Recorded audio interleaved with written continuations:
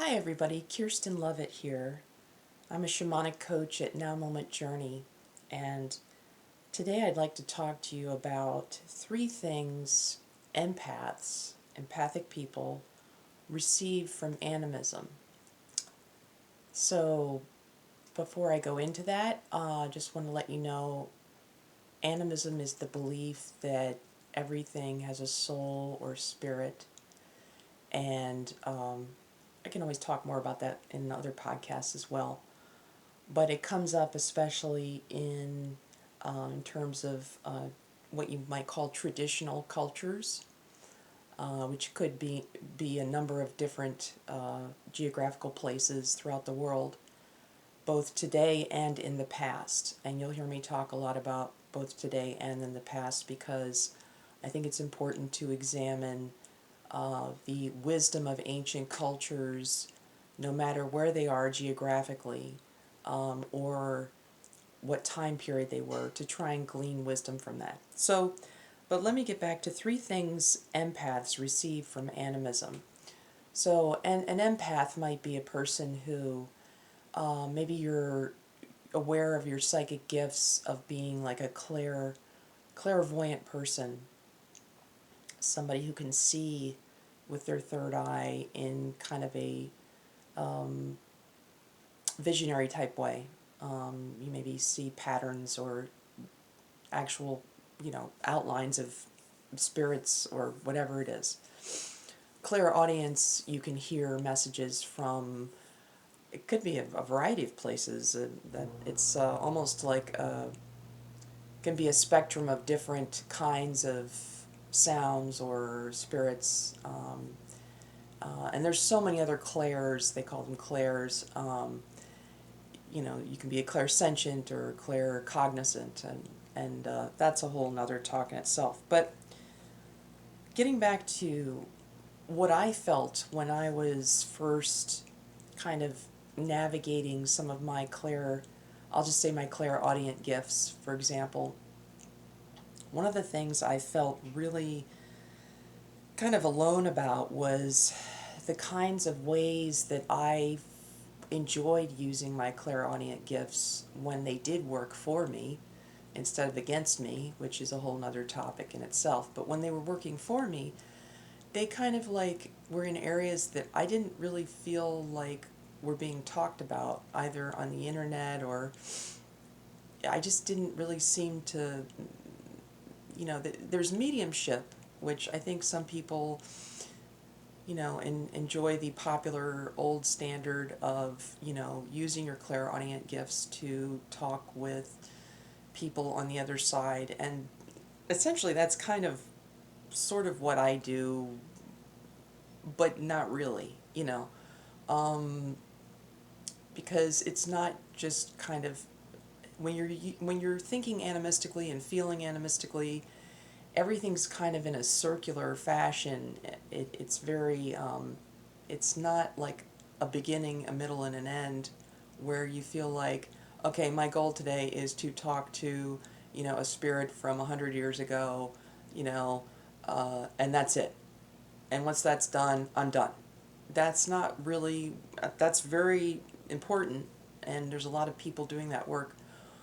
But what I try to do is behaviors and things that I've learned from other cultures and other people, but also from my own background, from my own ancestors who, um, let's face it, it's problematic when you deal with one's own ancestors.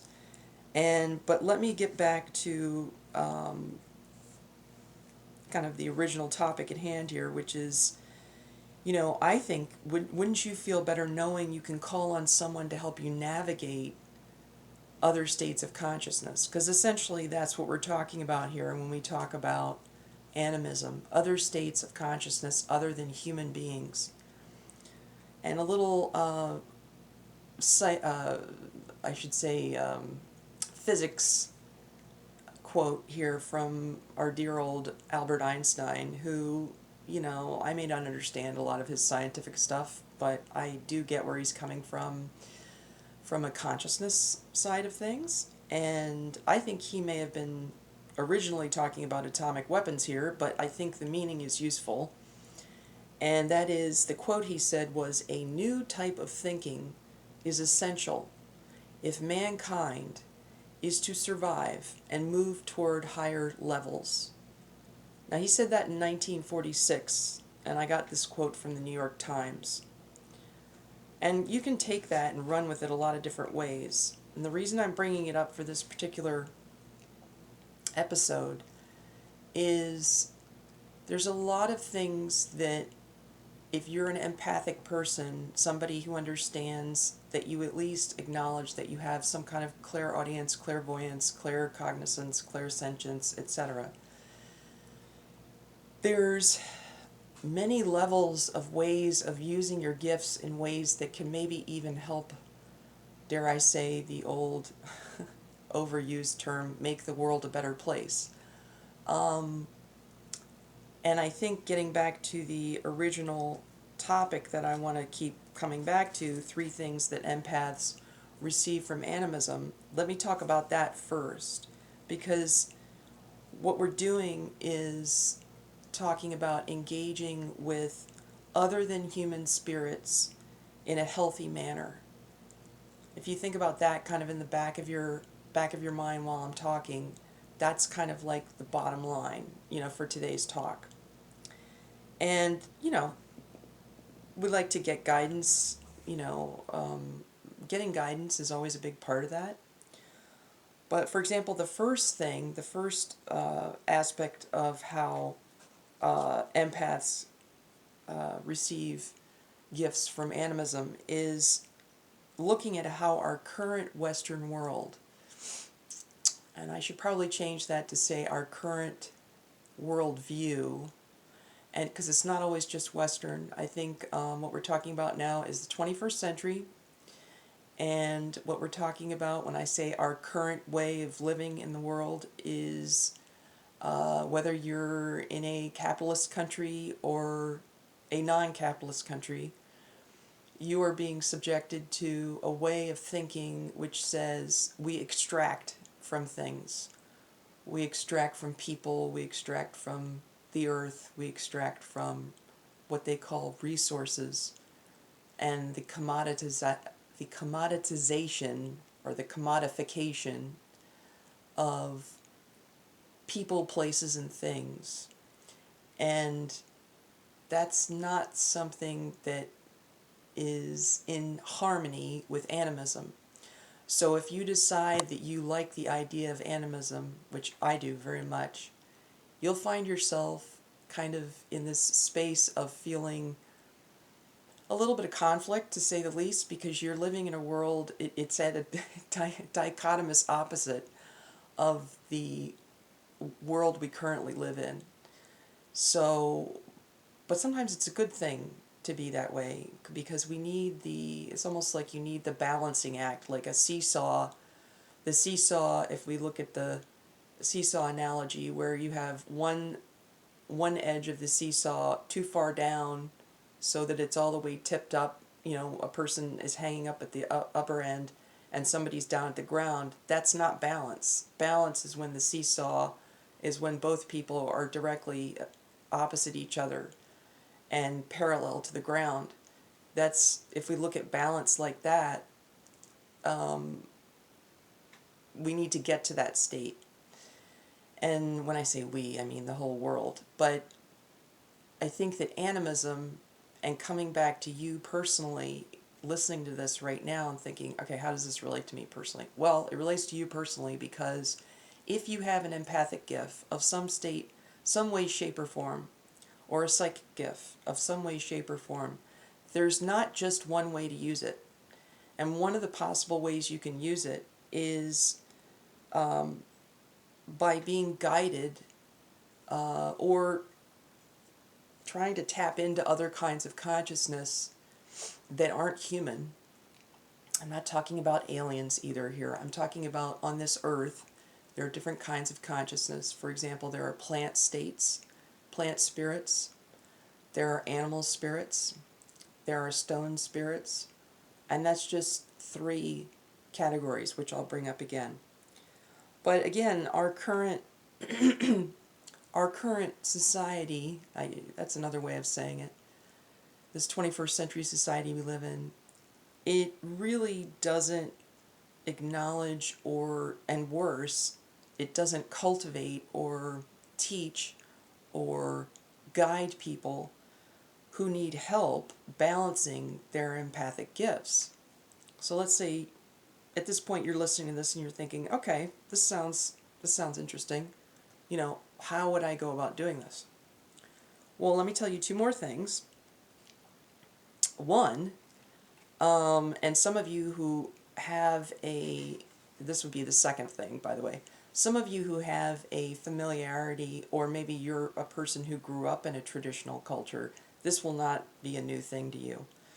So, but I'm going to say this to anybody who is like me, who grew up in a very suburban American 20th century capitalist non-traditional culture, right?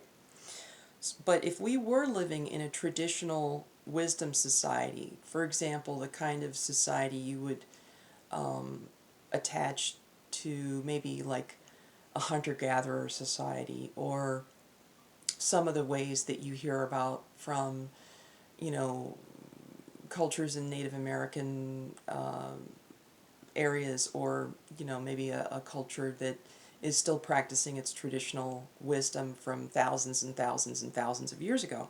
So if you were living in a society like that, everyone in that society, you, me, everybody, we would all have access to elders. And when I say elders in this context, it's a human being.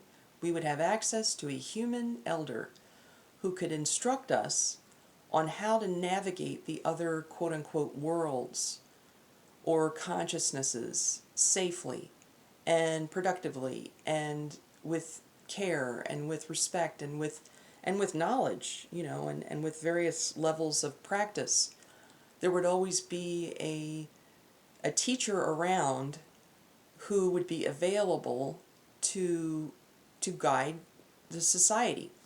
Now, this is an ideal kind of concept, and of course it used to happen pretty much globally thousands of years ago. No matter where you were, there was usually this kind of setup. So that's one thing to consider. Long story short, we don't have that, obviously. This is where some things that I've been talking about in these podcasts, for example, you've maybe heard some of the podcast episodes about animal spirits, and also plant spirits can step in, and stone spirits, or crystals. A lot of people have some kind of knowledge of crystals or stone spirits. These can step in and kind of reclaim a role that they used to have in hunter-gatherer societies. Now, just a little side note before I go to the third thing here. I'm not talking about going back and recreating an exact replica of a hunter-gatherer society only in the 21st century context. I'm not talking about that.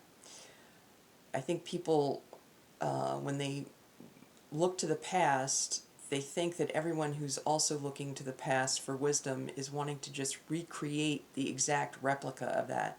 That's not what we're doing. What we're doing is we're trying to take the timeless aspects that are helpful and bring them into the present and into the future, because they will help us survive, and they will help us have happier lives, living in balance. Balance is something that you hear a lot of traditional cultures talking about. Okay, so that being said, and that kind of ties into the third thing that I was going to talk about, which is we can always glean helpful wisdom from ancient ancestors, and their wisdom itself will help us flow with all the changes in the 21st century. There's a lot of stuff going on right now, and I can tell you, just day to day, I'm sure you're feeling it. I'm feeling it. Just there's so many different levels of things going on in the world. even just on a social level, social as in societal level. There's also climate change, obviously, that's a big part of it. And that doesn't even start to talk about the political and economic aspects that are going on that are very difficult to navigate. So,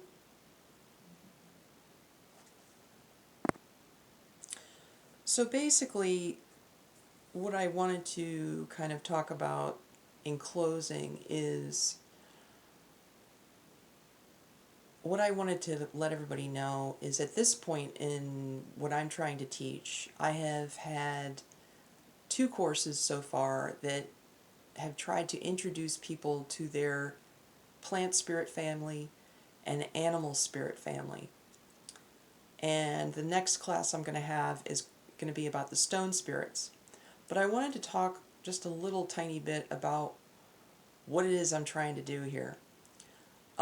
What I've discovered over years, recent years of both study and practice in my own shamanic coaching and both my own personal shamanic work on myself as well as alongside with other helping spirits that I work with, if not every day, several times a week. So it's been a fairly regular, and that's a good example of what I was trying to talk about earlier, which was, I'm a human being, but I'm having a relationship with a non-human entity or entities, and these are spirits from a variety of different places and a variety of different lineages and so forth. So it's just shows you that there's a multitude of different kinds of relationships you can have when you're an empath and you're interested in expanding your shamanic gifts. So the structure I'm trying to get at here is I was trying to think about, when I first started thinking about developing these short courses, what is the 3 or 4 main things that you could say most traditional cultures had, whether you went to Europe in, 3000 BC, for example, or you go to Peru in 1999 or 2000 where they're still practicing animism, or you go to the Sami culture, where they're still practicing animism, or you go to, the Native American cultures, Lakota and the Miccosukee here in Florida, where they're still practicing animistic culture and shamanistic culture, in some cases shamanism, in some cases animism. So whether it's going on right now, or it was going on sometime in the past and it's been gone, it's been obliterated for various reasons, that's a whole nother podcast in itself. But what's the 3 or 4 things, let's say, I'll just go with 3 because that's what I came up with. And it's very simple. It's an old game that we all used to play in the car, you remember, animal, vegetable, mineral. And it's funny because that's essentially what I've been teaching these classes about. They're kind of like archetypal common denominators that are in pretty much I'd be hard pressed to find a culture that doesn't have some version of these 3 things in them: animal spirits, plant spirits, stone spirits. And what varies is the kinds of animals or the types of animals, and same thing with other categories, plants or stones. Whether you're in, the Himalayas are going to have a completely different, type of stone or animal or plant than, let's say, the Peruvian Andes. And the cultures there what they'll have in common is, mountain cultures, which is a nice thing to tie together. But how does that relate to us in America? Or maybe you live in Australia or you live in, some other country, but you're not close to a holy place, or you don't really you've never really spent any time around traditional people, and you need something to go off of. Well, here it is. This is something to go off of. This is a structure, and it's a good place for people who want to start a variety of things. If they use their empathic gifts already and they're having some success with that, or maybe they're having some problems with that, this will help with problems, especially with protection, especially with guidance, where you can keep up actual practices that help you kind of feel like you're moving along a path that moves forward, so that you're constantly learning more.